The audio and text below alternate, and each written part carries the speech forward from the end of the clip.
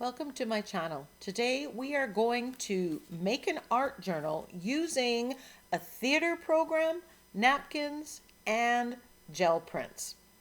So here is the art journal that you are going to see me create with all sorts of tips, tricks, and techniques.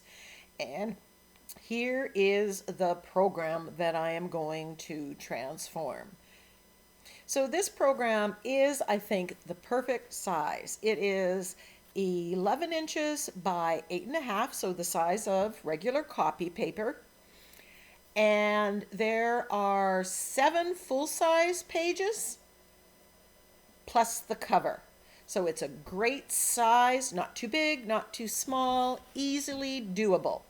Now in the past, I would take this and brayer on a coat or two of gesso to knock back the print and the pictures of a program, a handout from, paint samples from the home improvement store, or other things that I am repurposing and turning into an art journal. But I thought, there's got to be another way. Using the gesso gives you a blank page. What we're going to do today not only covers that shiny paper and prepares it for more. So we are going to use napkins and gel prints. Now you could do one with all napkins and all gel prints. I'm just doing both and giving you the option. So we're also going to use stuff in our stash. So that is a definite win-win. So I am opening this up. I'm putting some of these plastic cutting boards between the pages to keep the glue from getting between the pages and wrecking it. And I've peeled off the excess 2 plies from the napkin. Now this napkin comes from NinnysNapkins, as do all of them. It's called Skeleton Trees Green. Now you can use napkins that you love, or you can use napkins that you have too many of, or that you don't love, because what you're doing here is basically just breaking the page. So I'm picking napkins that aren't really solid, large focal image, but I like the colors that are in them. And so when you break the page, that's what it's giving you. Now, because the napkin goes translucent, you're going to see whatever is on the page come through. And I'm going to show you better ways. As I progress through this and I figure out a few things, you're going to benefit from my learning because I tweak it. They say by the time you're done a project, you know how to do the project. Well, you're going to know right at the beginning. So I use Fluid Matte Medium from Liquitex underneath and then on top, and that's my preferred way of gluing down napkins and anything in my art journal, but I'm going to give you some options as well. So once that's dry and I cut off the excess, and I do use the heat tool to dry, I'm moving to the next page, and I've decided I'm going to alternate gel print with napkin. So I just picked different colors. I want to have a variety of pages in this art journal. So this time I'm using decoupage from Deco Art, and I'm putting that down. Now I have this container, and I decided instead of using my more expensive Fluid Matte Medium, I should use this and use it up, because there's no point in it sitting on my shelf if it's not my preferred way. And I put a coat of it on top like I do with my Fluid Matte Medium. There'll be more about this coming up. And of course, I get out the heat tool and give it a dry. And I'm moving to the next page here. Now these are 8.5 by 11 sheets, and they fit perfectly on here. I'm using the brayer to get good adhesion, and then I'm checking the edges to make sure that everything is glued down. So in between the pages, there is time that I am drawing everything. The first 10 minutes we're going to be covering or breaking all the pages, and the last half of the video I will be doing the cover. Now, I noticed with the first napkin that some of the pictures and some of the print was showing through a little bit, and I didn't like that. So here's the workaround. Take some gesso and just gesso and knock back that part. Now, this decoupage I put on the cover, it's shiny and it stayed tacky. And I did not like that. So I'm not putting it on the top. But here is kind of the cheat. Use the stuff that you don't like as much for under layers, and then on the top layer use the better quality stuff or the stuff that gives you the right finish. Now here I'm choosing to use clear gesso, and I've chosen the clear gesso, one because I have it in my stash and I don't use a lot of it, and two because I do a lot of techniques that require the surface to be gessoed. So this way every page in here is going to be ready for whatever technique I'm going to want to do. I don't have to think twice because I know I've done it with all of them. So we've put gesso on that picture down below, and now I'm gluing this down, and I'm using the decoupage for the top part. And here I'm using a page protector to smooth it out. I've not put any of the adhesive on the top, and I've seen them using page protectors or saran wrap to keep it smooth and get out the wrinkles, and it worked quite well. This page has less wrinkles than the first page. The next one, I even improved this. So again, you're going to learn from my learning curve. And then I'm putting clear gesso on top.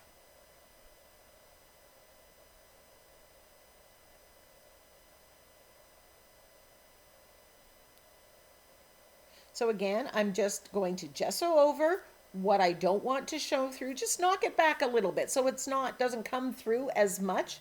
I do want some of that text on there though, because that is just another added layer that I didn't have to work to do. I don't have to get out a text stamp because I have some coming through. So here I'm putting on the 1/2 and putting it down, and then using the page protector on the 1/2 and doing it 1/2 by 1/2 this way instead of top to bottom worked really well. And then I used the bone folder to smooth it out, and OMG, all the wrinkles were gone.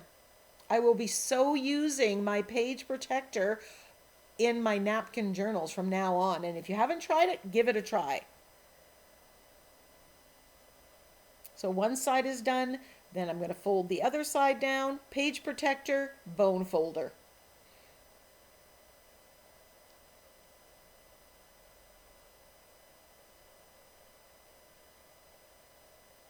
Thumbs up. So again, now that it's adhered, I'm going to put clear gesso on top so that I know that it's all prepared. Now this journal is the perfect size because it only has 7 pages. So you can easily get it done. It's not overwhelming to complete. Also, it's not precious. You know, we buy expensive art journals and then we're afraid to use them. So making your own and making it a small one like this really works.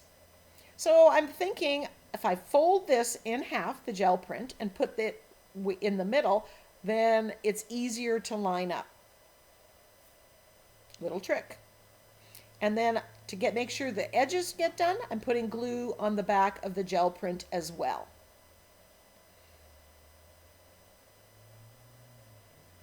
When you're putting the gel prints on, there's no need to gesso out the background because you're perfectly covering it up.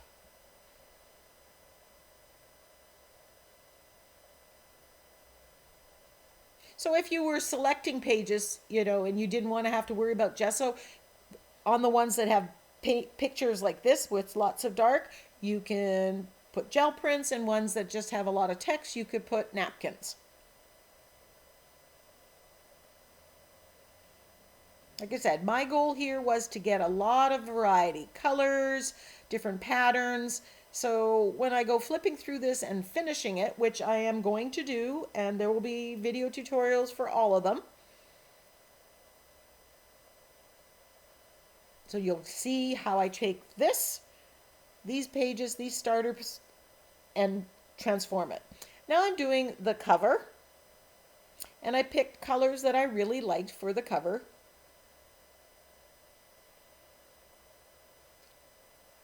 Folding it in half, that works.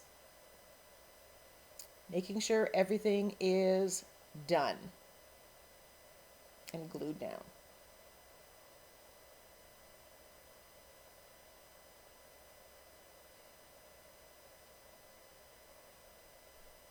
So now these pages are broken. When you go to do them, you've got a color story. You have some pattern. You've jump-started the process. Some of these have 1 layer, 2 layers already.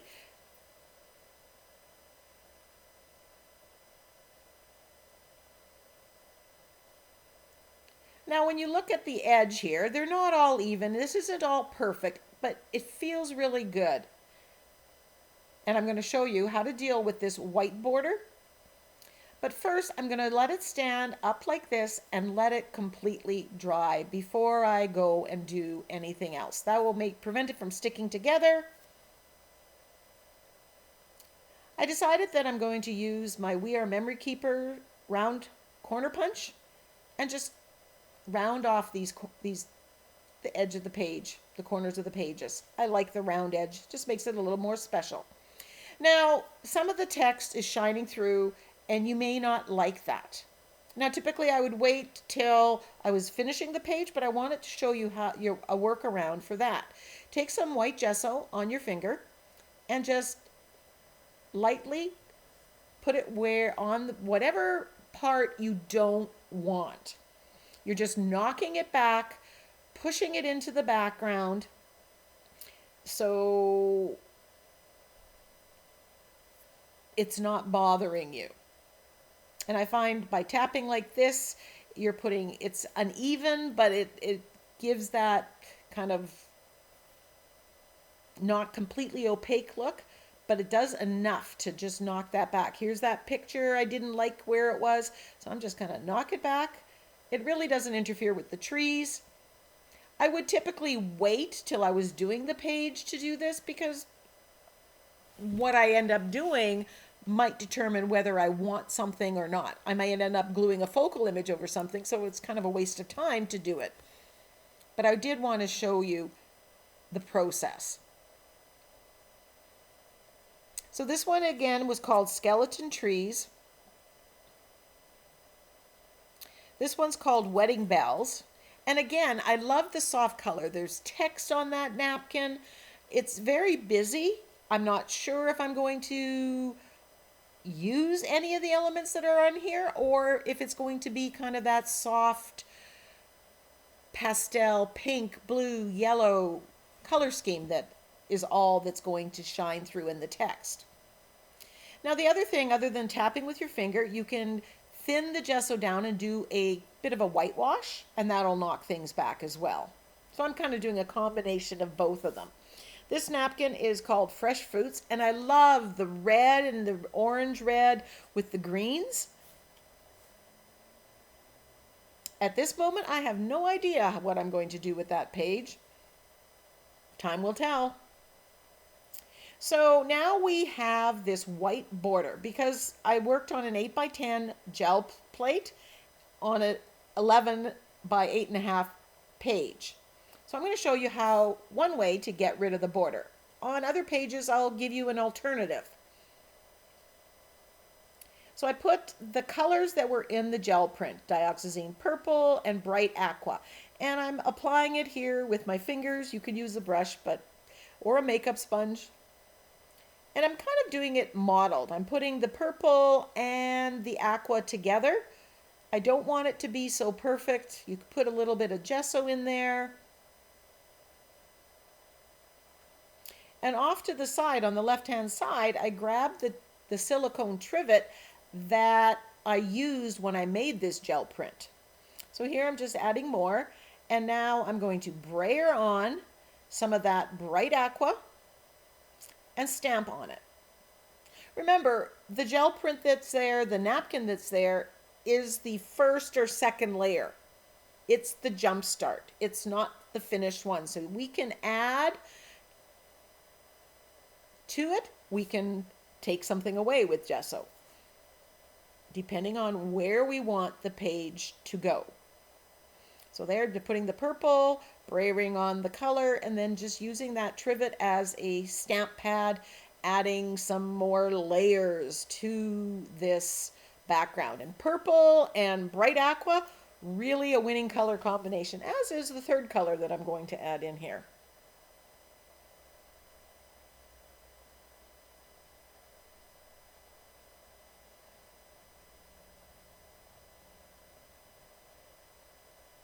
So now I'm going to use a makeup sponge with some black paint, and I'm just going to edge this. I do that when I don't know what to do, and I do that just to frame it, because sometimes when I do this, then I see it more as an art journal page. It just somehow helps the thinking process for me. So there's the book. So I'm taking this faded type stamp from this stamp set, which I love. It's one of my favorites. I've used it so much. And this script, and I'm brayering on the Naples yellow. And this works so well on the colors there because purple and yellow are across from each other on the color wheel. And I'm stamping on the front of the cover and on the back cover.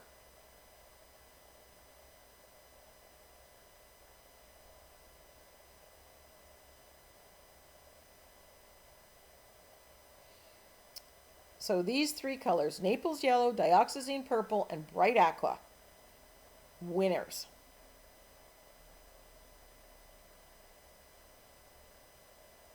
So make sure that that dries, and I will clean the acrylic paint off of my stamp.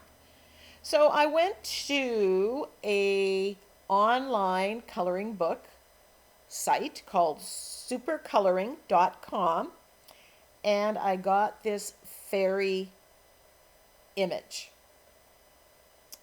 And I will put a link to the page and a link to the Creative Commons copyright that goes with it, because you can go check it out. And I took that image and I inverted it and I shrunk it to size to fit my project, because you can do that. Now I'm grabbing this leaf emblem stencil and using my Naples yellow, going over the whole part of it. I want the fairy to sit on a flower. And I'm using a mandala stencil for that. And that's a great way to use mandala stencils. So there, the fairy is going to sit there. Now I printed it out, and there's the other one. I'm thinking, oh, I could put both of them. So I'm giving that a quick dry, and then I decide, this is my cover. I want it to be a little bit more special. So I am going to put champagne gold stencil butter through the center part. So I'm masking off the parts that I don't want to put stencil butter through. Now, stencil butter is like modeling paste, but a little bit less texture, or not as thick.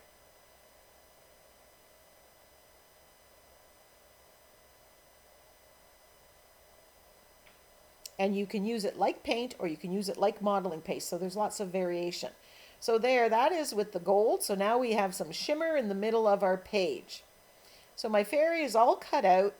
I'm going to glue it down with my fluid matte medium. I'm using the good stuff because I'm on the top layer, and I don't want it shiny. I want it to be matte finish.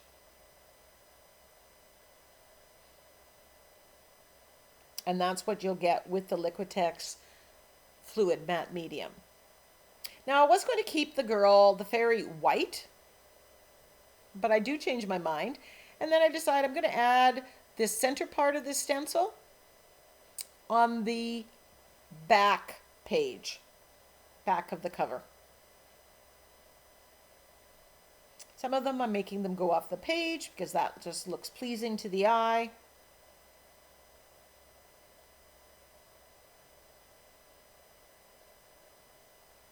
So we used the trivet to stamp on. We stamped with the type, the script. We stenciled.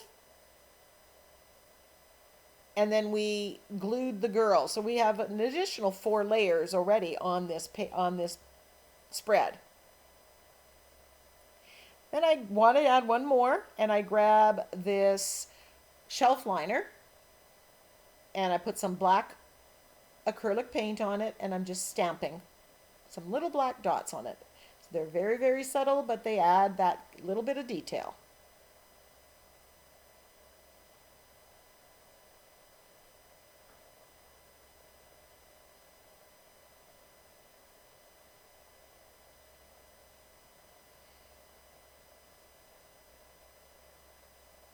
I am loving this page. The colors are way more nicer in person.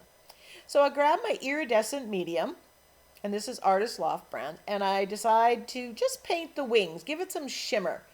Because again, it's my cover and I wanted something, but I was still thinking that the fairy, I was going to leave white. These fairy wings look so good in person, that little iridescent shimmer.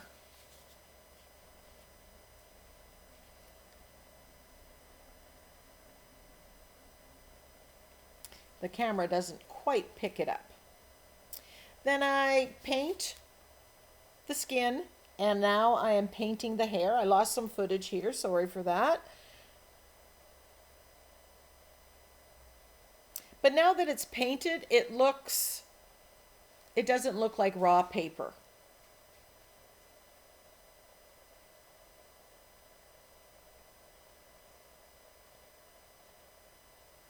I definitely be using this fairy again. She is so adorable. I have to think of other places that I could have her sitting.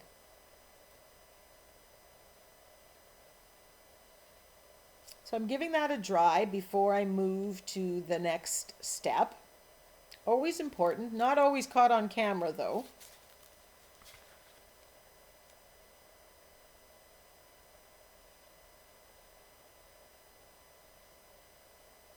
And then I grab my angle brush and I am shading around the fairy. This is going to make the focal image move forward.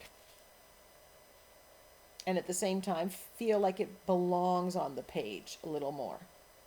And I'm just using black acrylic paint to doing this.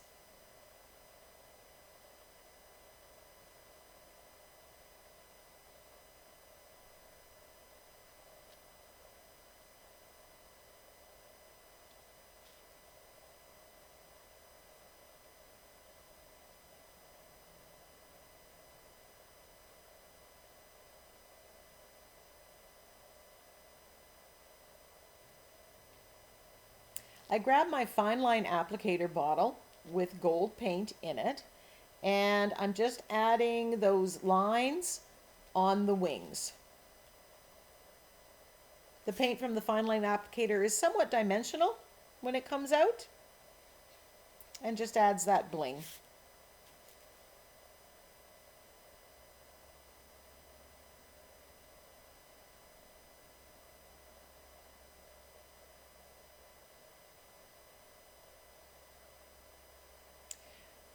At the very last minute, I decide I'm going to put the word believe on the background and a butterfly.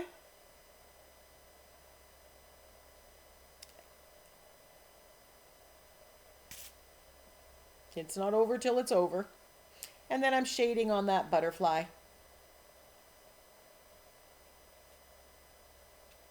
The sentiments that I use, the Just Wing It and the Believe, are from my Winged Wonders sentiment pack. And you can get that at Ninny's Napkins as well as all my other sentiment packs. There's a link in the description box and a coupon code. So here is the finished page and an art journal. It feels really good. It's going to take whatever I want to throw at it. There's only 7 full-size spreads in here, so easily doable. And as I said, you're going to have to come back and see me transform these broken pages into art journal pages. Thanks so much for joining me. Close-ups of the pages and everything follow. Until next time, go get creative.